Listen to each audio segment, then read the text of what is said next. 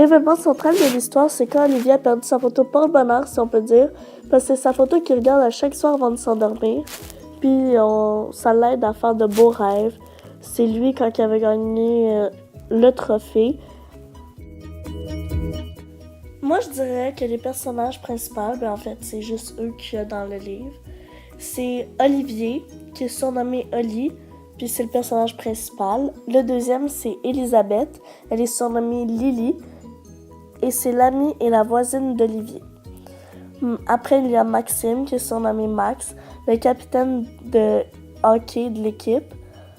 Et c'est aussi l'ami d'Olivier. Il y a Monsieur et Madame Joubert, ce sont les parents d'Olivier. Et il y a, à la fin du livre, il y a quelques amis qui sont là. Je trouve que l'écriture de l'auteur est facile et claire. Le vocabulaire est légèrement enrichi et les mots sont variés, ce qui convient aux enfants de tous les âges. Moi, j'ai aimé ça moyennement j'ai aimé ça parce que c'est une enquête entre nous-mêmes et que ça se comprend bien, ça se suit bien aussi, mais c'était un peu court. Moi, je trouve qu'il manque un peu d'action, en fait, un peu beaucoup. Puis je trouve aussi que c'est trop détaillé à mon goût. Comme je l'ai dit à la question 5, moi, je rajouterais de l'action. C'est juste ça que je rajouterais.